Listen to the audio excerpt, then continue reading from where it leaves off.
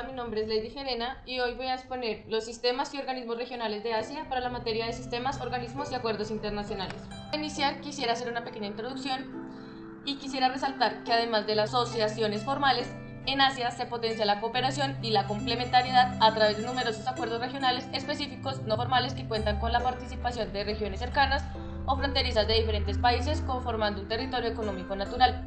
La tendencia al incremento de la cooperación en la región se expone de manifiesto además de las iniciativas de otros organismos existentes. ASEAN es el nombre en inglés de la Asociación de Naciones del Sudeste Asiático. Fue formada en agosto de 1967.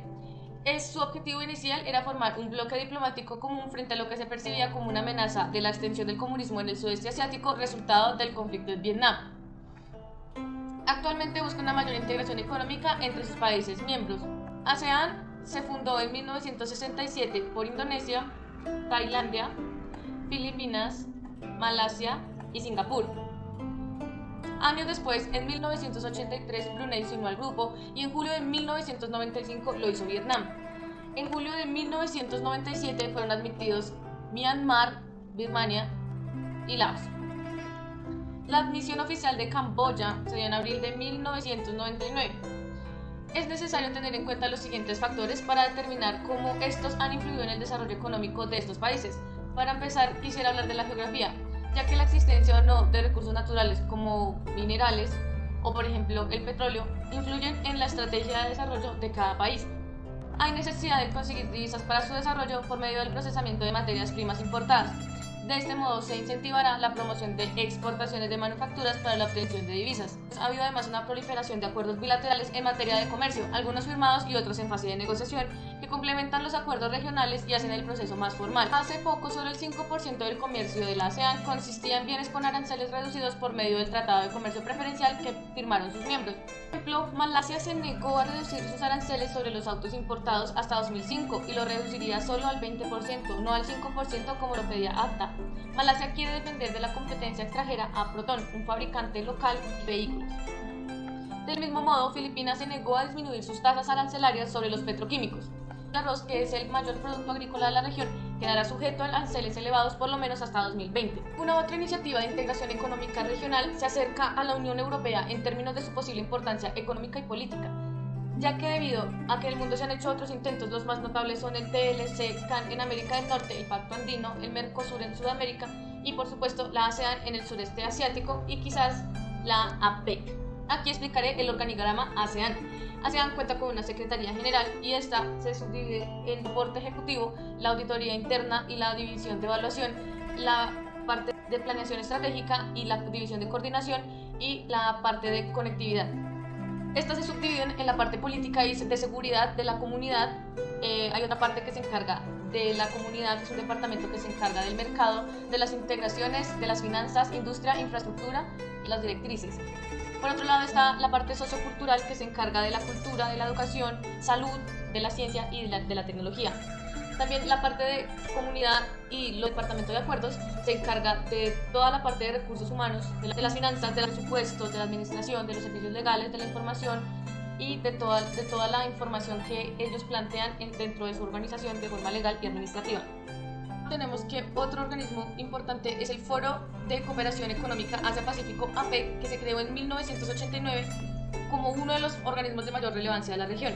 El Foro de Cooperación Económica APEC es el Foro Transpacífico de Cooperación Económica de carácter consultivo, intergubernamental y no institucional, considerado el proyecto de mayor dimensión no solo por el número y la diversidad de países que lo integran, sino por el amplio espectro de temas que abarca. Es un mecanismo transpacífico concebido por Japón y Australia en 1989 para promover el crecimiento económico y el bienestar a partir de la liberalización del comercio y la inversión en la región de Asia-Pacífico. Opera sobre la base de compromisos no vinculantes, ya que todas las decisiones se toman por consenso y los compromisos son asumidos de manera voluntaria. Los objetivos de APEC se orientan a mantener el crecimiento económico regional y contribuir al desarrollo de la economía mundial, acentuar las ganancias positivas regionales e internacionales derivadas de la creciente interdependencia económica a través del flujo de bienes y servicios, capital y tecnología para desarrollar y fortalecer el sistema de comercio multilateral en interés de todas las economías de Asia-Pacífico y reducir las barreras comerciales. Los miembros son Canadá, Estados Unidos, México, Perú, Chile, Singapur, Malasia, Australia, Vietnam, Brunei, Japón y Nueva Zelanda. Aquí podemos ver. Este foro de cooperación de Asia-Pacífico tiene países observadores que son la Asociación de Naciones del Sudeste Asiático, ASEAN, Consejo de Cooperación Económica del Pacífico y Foro de las Islas del Pacífico. Si bien la moratoria institucional de APEC para considerar la entrada de sus nuevos miembros terminó en 1997 con la aceptación de Perú, Rusia y Vietnam como últimos miembros, existe un consenso entre las 21 economías en cuanto a que en la actualidad no es conveniente ampliarla a más países. En 2021 la economía anfitriona de APEC que presidió el organismo fue Nueva Zelanda y para el 2022 asumió el Reino de Tailandia.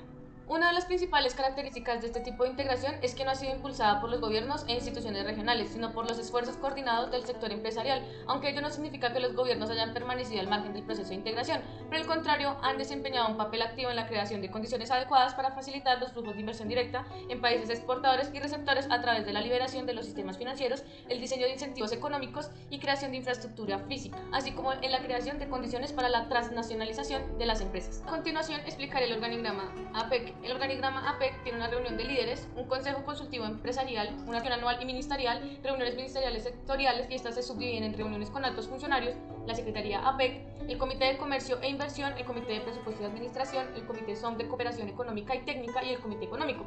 Cada uno tiene unos grupos y subcomités, entre algunos de los que se encarga el Comité de Comercio e Inversión es estándares de evaluación de conformidad, acceso a mercados, propiedad intelectual, movilidad de personas y negocios, política de competencia, fortalecimiento de la infraestructura y el comercio electrónico. Entre la parte industrial está la parte automotor, bioquímica, biotecnológica, agrícola y ciencias de la salud. En los grupos especiales está el Grupo Especial Anticorrupción, Antiterrorismo, Género, Minería y Preparación ante Emergencias. Y entre los grupos sectoriales está la Cooperación Técnica Agrícola, Energética, Pesquera, Salud, Recursos Marinos, Pymes, Telecomunicaciones.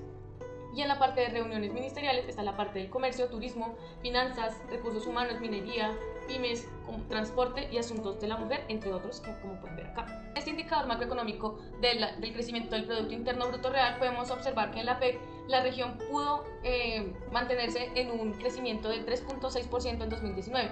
Todas las economías, excepto Hong Kong, China y México, registraron un crecimiento positivo durante el impacto de la pandemia del COVID-19.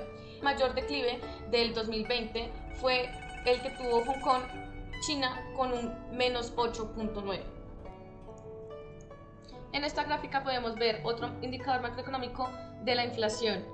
La inflación en 15 de las economías de APEC decreció entre el 2018 y en el 2019, pero incrementó en las otras 6 economías. Estos indicadores de comercio muestran que en el 2019 la APEC en sus exportaciones recibió más de 9.4 trillones de dólares. En este indicador podemos ver cuáles son los 10 productos que más se importaron y se exportaron entre la APEC por valor en porcentaje en el 2019. Negociados fueron los circuitos integrados electrónicos, que sumaron más de 1.4 trillones de dólares.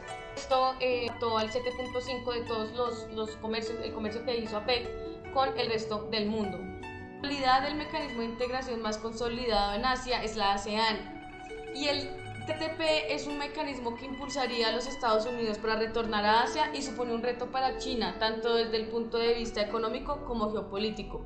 China desempeña un activo papel en la integración regional, lo que se evidencia en los crecientes vínculos económicos establecidos con los países vecinos y su estrategia de la buena vecindad y su incorporación a los acuerdos existentes.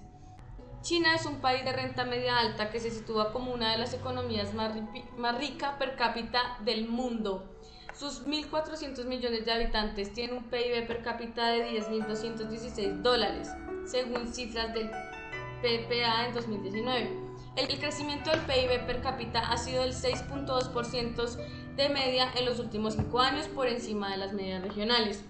China se sitúa como el 16º país más complejo en la clasificación del índice de complejidad económica ICE en comparación con la década anterior.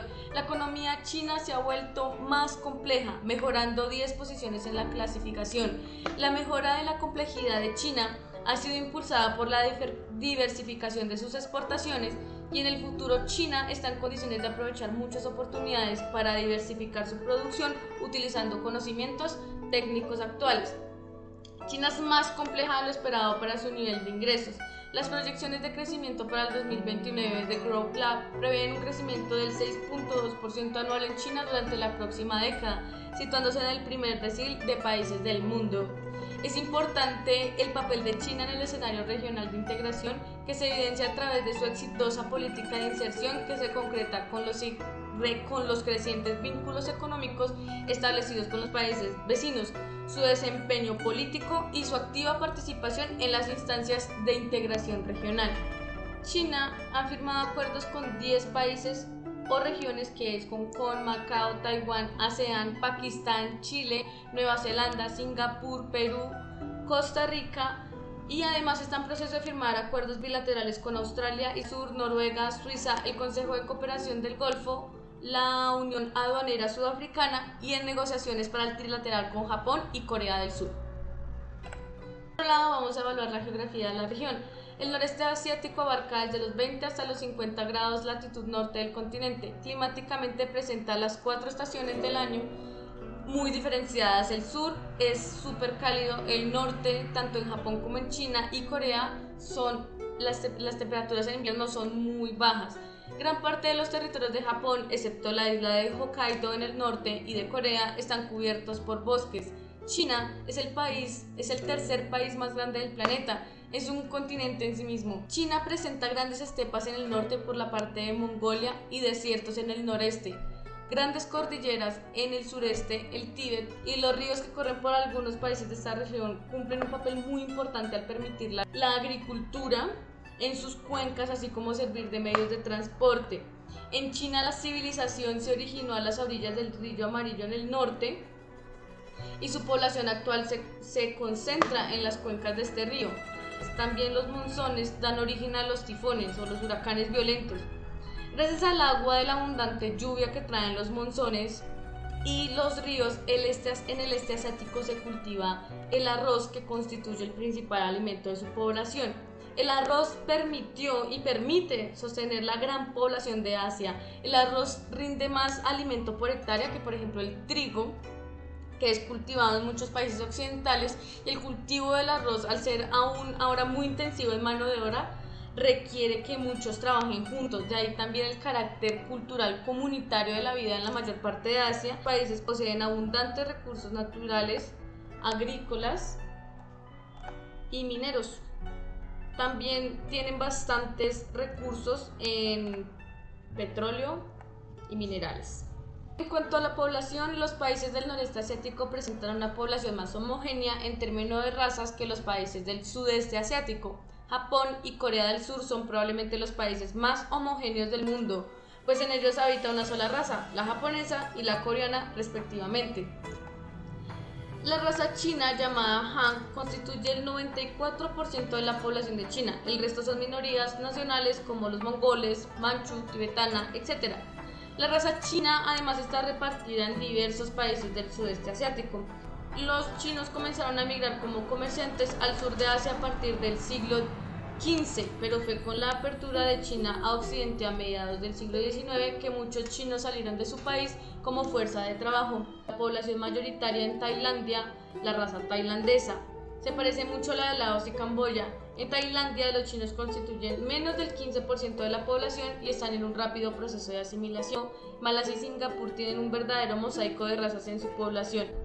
En cuanto al lenguaje, la escritura china, que usa jeroglíficos, ha influenciado el lenguaje escrito de los países del noreste asiático.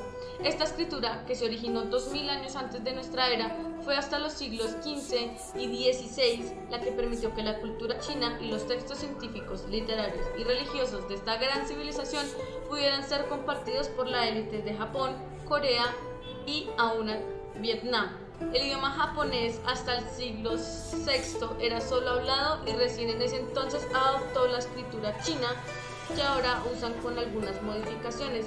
Fue en el siglo XV que Corea creó el Hangul, la escritura coreana, y que aún usan un gran porcentaje de los jeroglíficos chinos. Los jeroglíficos permitieron que un país tan vasto como China, con una población que vive en diversas regiones y que habla entre sí un dialecto que no se entiende mutuamente, puedan a través de la escritura tener un medio de comunicación común. Ahora, el idioma oficial chino es el mandarín. El idioma japonés y el idioma coreano únicamente son hablados en Japón y Corea respectivamente.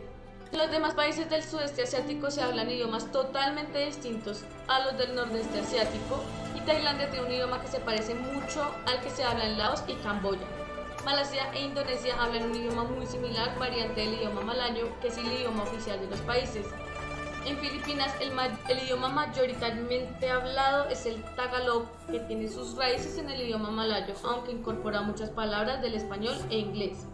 Para conocer qué tipos de religiones imperan en el este asiático, tenemos que ver la influencia que China e India han ejercido en este campo. El confucianismo y el taoísmo de China y el budismo de India han influido y se han superpuesto a las creencias nativas imperantes en muchos de los países de la región. A esto hay que añadir que influencia del Islam en los países del sudeste asiático y del cristianismo, que es la más reciente. El budismo, que nació en la India en la misma época del confucianismo, también influye en la vida de la gente de estos pueblos, aunque el budismo que se practica en el nordeste asiático fue asumido no directamente de India, sino a través de China, habiendo sido modificado y adaptado a las realidades de la sociedad china, llegando así al resto de los países. El budismo tuvo una influencia muy grande en la arquitectura, las artes, la cultura de los países a donde llegó. En Corea los monjes budistas inventaron la impregna en bloque en el siglo XVIII, antes de que en China. En Japón, la secta Zen del budismo introdujo la ceremonia del té, el arte de las flores, la ikebana, la disciplinada tranquilidad y simplicidad del samurái guerrero japonés. También se debe a la influencia zen los magníficos conjuntos arquitectónicos manifestados en los muchos templos y estatuas que el budismo ha dejado en toda Asia. En el noreste asiático hay grandes templos en China, de las cuevas de Dongguan, donde hay estatuas y pinturas en la pared. En Japón existe el templo de madera más antiguo del mundo. Para evaluar el desarrollo cultural y político de todo este sistema es muy complejo, es muy extenso y por lo tanto, aunque quisiera abordarlo a través de una línea de tiempo, lo voy a abordar a través del desarrollo cultural y político que ha habido en estos sistemas y organismos regionales desde su fundación hasta el día de hoy. Con más de 50 años a sus espaldas, ASEAN ha sido capaz de desarrollarse y proporcionar mayor estabilidad regional y dar peso internacional a una región y disipar ese recelo de su soberanía. Pese a caracterizarse por una toma de decisiones gradual y consensual, la asociación ha permitido a lo largo de los años una mayor cooperación y estabilidad entre sus Estados miembros.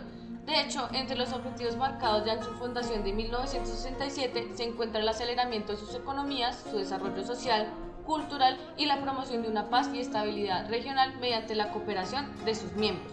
Los años 60 fueron una década que vio un creciente número de excolonias ganar su independencia alrededor del mundo, así como el auge de revueltas sociales, movimientos nacionalistas y fuerzas comunistas. El sudeste asiático no fue una excepción.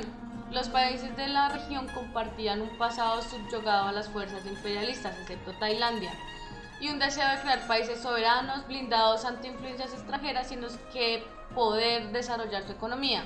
Sin embargo, conflictos como la larga y costosa guerra de Vietnam solo podrían traer inestabilidad a una región desunida y por desarrollar.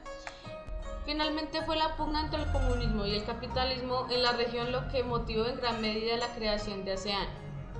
Estas luchas constantes entre fuerzas comunistas y capitalistas trajo mucha inestabilidad a la región. Entre otros, fomentó conflictos externos como la Guerra de Vietnam de 1955 a 1975 entre el sur, apoyado por Estados Unidos, y el régimen comunista de Vietcong al norte.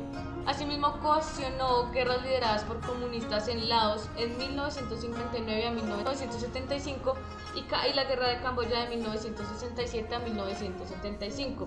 Estos conflictos perduraron incluso después de la fundación de ASEAN. Prueba de ello son el régimen comunista camboyano de los Jemeres Rojos, que perpetró el genocidio de Jemer entre 1975 y 1979, y la invasión vietnamita de Camboya de 1979 a 1991. Aquí podemos ver algunas imágenes de la guerra. Los Jemeres Rojos emergieron con la guerra civil camboyana, la cual surgió a raíz de la compleja situación política que vivía el país en el escenario lateral del conflicto de su vecina Vietnam. Todo este conflicto estuvo de alguna manera como en el olvido para la comunidad internacional, hasta que en 1997 la ONU comenzó a buscar los responsables de estos crímenes de guerra y se les juzgó por genocidio. Los inicios de ASEAN fueron turbulentos debido a la conflictividad que había en esa zona, como ya hemos hablado. Sin embargo, el fundamento de su organización es la seguridad y el desarrollo económico, así como las relaciones y cooperaciones entre los gobiernos. Con este objetivo en mente, en 1971 firmaron la Declaración de Kuala Lumpur, que consideraba que la organización era una zona de paz, libertad y neutralidad, independiente de fuerzas extranjeras y con una mayor cooperación a nivel interno. Fueron los acuerdos de Bali de 1976 los que marcarían un antes y un después en ASEAN. Siguiendo el camino iniciado en 1997, en 2003 se implementaron 3 pilares para organizar las áreas de cooperación ASEAN, el de seguridad política, económico y sociocultural. A estos primeros pasos de la organización interna le siguieron otros a nivel internacional, con la obtención del estatus de observador en la ONU en 2006 y la firma de la Declaración de Derechos Humanos en 2002. La entrada en vigor de su acta constitutiva en 2008 formalizó los acuerdos anteriores y encaminó a la organización hacia un modelo parecido a la de la Unión Europea, con la creación de una comunidad ASEAN que fomentaba el concepto de una asociación más investida en la creación de oportunidades para su población, en armonía con su lema "Una visión, una identidad, una comunidad". ASEAN es observadora del Foro de Cooperación Económica de Asia-Pacífico, por sus siglas en inglés APEC, que promueve el libre comercio en la zona del Pacífico. Es líder de la Cumbre de Asia Oriental, cuyo objetivo es promover la paz y la estabilidad regional. Sacando provecho de su papel como potencia media regional, ASEAN también se ha presentado como un mediador entre Estados Unidos y Corea del Norte. Para concluir, me gustaría decir que todos estos organismos y acuerdos que se generan entre estas regiones y entre todas las que hay a nivel mundial buscan fortalecerse económicamente y avanzar hacia el futuro, dejando a un lado esas diferencias y siendo diplomáticos en todas esas conversaciones en las que se tocan temas muy delicados para cada país. Y el propósito de estos organismos siempre va a ser llevar el mundo hacia un mejor futuro, hacia la paz, a través de la negociación, a través de la interacción de las economías y el fortalecimiento de todas como un bloque económico. Establecer como estudiante que este tipo de alianzas son vitales para el crecimiento y desarrollo de un mundo mejor para todos.